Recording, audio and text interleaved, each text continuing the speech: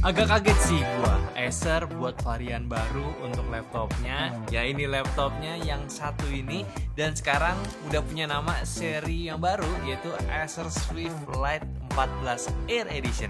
Yang positioningnya itu jelas pasti seri Swift, tapi di bawahnya sedikit, tapi belum masuk seri Aspire-nya. Cuma masalahnya, apakah laptop ini bagus? Mending bumper dulu. Pertama-tama mungkin yang bikin gua agak shock ya, Acer ini kayak berani banget ngasih doodle-doodle di bagian cover laptopnya. Acer sih sebutnya dual tone pattern ya. Ya menariknya di sini sih ya, stylenya emang muda banget ya. Jadi emang dicocokkan untuk warga-warga yang umumnya masih muda, yang mungkin nanti kerjanya jadi digital nomad, terus kerjanya pakai Acer Swift yang bener-bener Swift gitu. Ya udah sekarang pakai Acer Swift Lite dulu. Tapi ini menariknya sih, looknya itu untuk para Gen Z yang suka style laptop yang lucu-lucu sih, namun tetap profesional juga tetap dapat. Dan gue sendiri ya lebih prefer laptop seperti ini dibanding dengan laptop yang tempel logo besar, dan ini pun lebih berkarakter juga, ada doodle-nya. Walaupun warnanya pure silver ya, kerasa Acer biasanya. Nah, yang menariknya dari Acer Swift Lite 14 ini sebenarnya nggak cuma di bagian doodle-nya aja, tapi laptopnya ini punya bobot ringan banget ya. Standar laptop tipis saat inilah, yaitu nggak nyampe 1 kg. Yang jelas tujuannya itu pasti bakalan asik buat mobilitas, karena kalian gak akan keberatan lagi nenteng-nenteng laptop seharian saat commuting.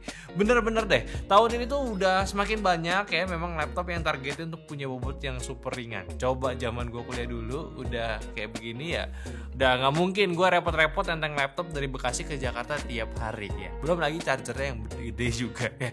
Tapi memang ribetnya sekarang karena banyak laptop yang udah gunain teknologi baru ya, sulit sih gue kasih rekomendasi laptop mana yang bisa lo pilih. Asli susah banget ya. By the way juga laptop ini punya ketebalan di 1,54 cm doang lagi ya. Kacau banget di tipisnya. Setidaknya ya kalau saran gua, kalau lu mau beli laptop yang punya dimensi super compact, minimal cek juga portnya pelit atau enggak. Kalau cuma ada USB-C doang sih ya cocok gak nih sama lu gitu. Tapi untuk Acer Swift Lite 14 Air Edition ini sih yang gak perlu pusing lagi. Sisi kirinya masih ada 2 USB-C full function, satu USB 3.2 Gen 1 sama HDMI 1.4. Terus ada audio jacknya juga di sisi kanannya. Ya ini sih udah lebih dari cukup lah ya. Colokannya banyak, HDMI tetap ada, jadi buat keperluan presentasi pun masih aman. Terus juga untuk layarnya sendiri udah standar yang oke juga. 14 inci panel IPS, resolusi WUXGA yaitu Full HD tapi 16:10, jadi lebih luas ya rasionya.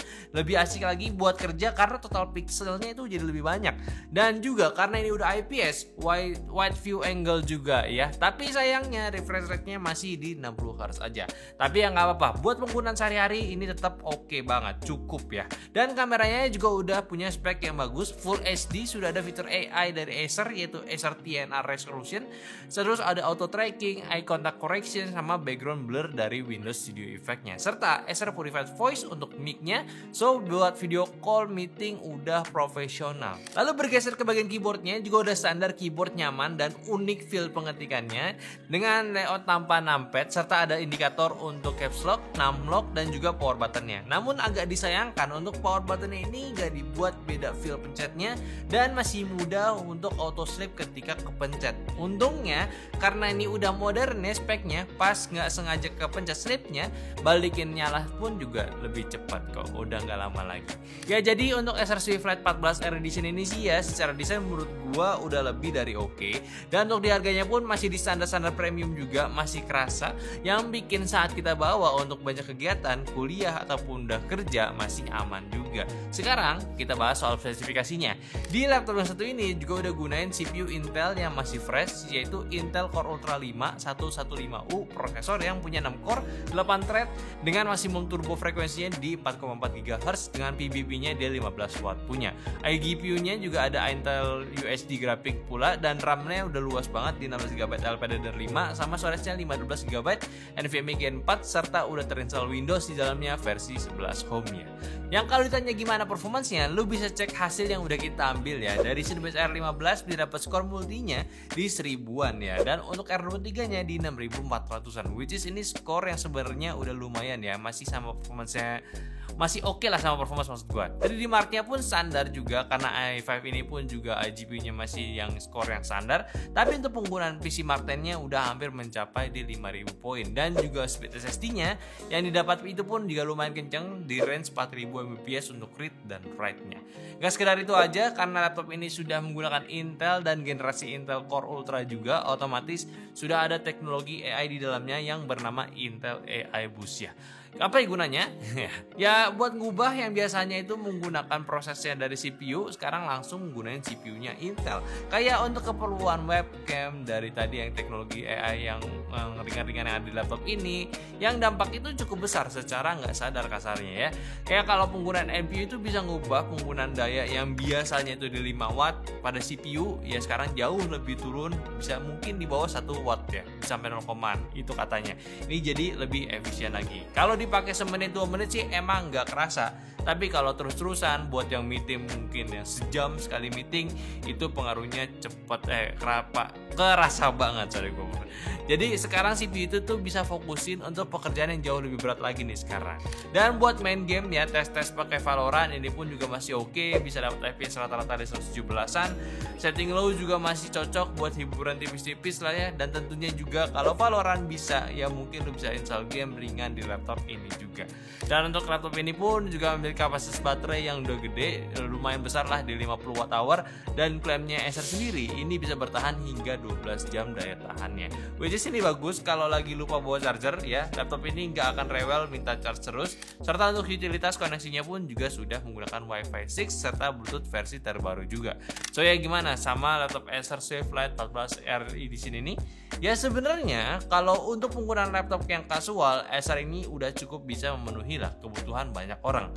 Apalagi zaman sekarang kan ya, mahasiswa Gen Z atau milenial yang kerjanya itu lebih sering pindah-pindah tempat. Gua rasa kalau mau start gunain laptop yang punya portabilitas yang bisa dimanfaatin, ya laptop ini salah satunya punya portabilitas yang bagus ya.